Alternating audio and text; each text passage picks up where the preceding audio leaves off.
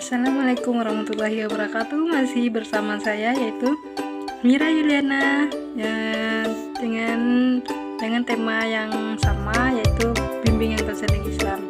Tapi pembahasan kali ini tentang fungsi dan tujuan BKI atau bimbingan konseling Islam.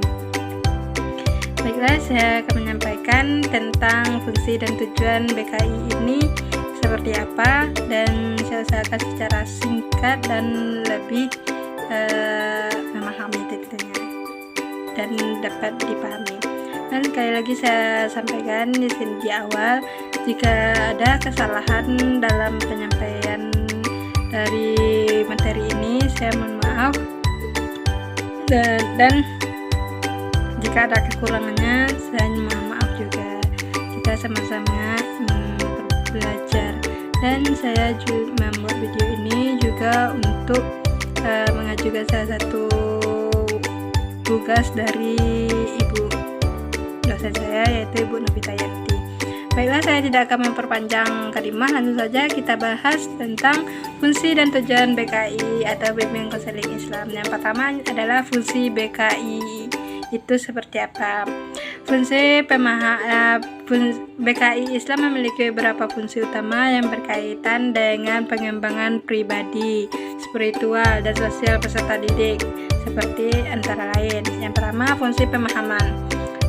Fungsi pemahaman membantu individu memahami dirinya sendiri, potensi, kekuatan, kelemahan, dan lingkungan berdasarkan nilai-nilai Islam. Dan yang kedua adalah fungsi pengembangan, membimbing peserta didik mengembangkan akhlak, kepribadian, dan potensi diri agar tumbuh menjadi pribadi yang lebih dan bertakwa lagi. Dan yang ketiga adalah fungsi pencegahan atau preventif, mencegah peserta didik dari perilaku menyimpang atau tindakan yang bertentangan dengan ajaran Islam.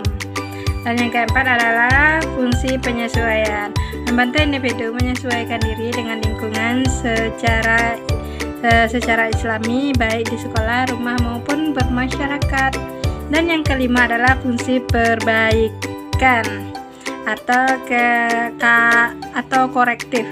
Kebaikan sama dengan korektif. Yang keenam adalah membantu individu memperbaiki kesalahan atau perilaku yang menyimpang agar kembali ke jalan yang benar menurut ajaran Islam tersebut. Dan yang ketujuh adalah fungsi dari kuratif, memberikan bantuan untuk mengatasi masalah pribadi, sosial, dan keagamaan secara Islam.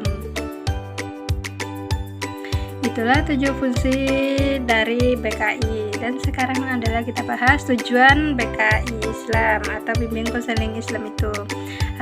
Tujuan utama BKI Islam adalah membentuk pribadi manusia utuh, yaitu yang pertama bertakwa kepada Allah Subhanahu wa taala, yang kedua berakhlak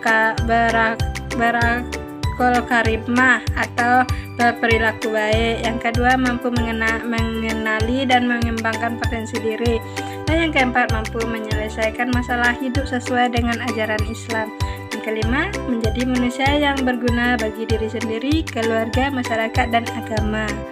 Itulah 5 poin dari tujuan bimbingan konseling Islam. Dan dari pembahasan dari fungsi dan tujuan BKI Islam itu sudah saya sampaikan. Jika ada kekurangan dari pemaparan ini, sekali lagi saya mohon maaf. Kita sama-sama belajar, saya juga masih belajar. Jika ada kekurangannya saya mohon maaf. Assalamualaikum warahmatullahi wabarakatuh.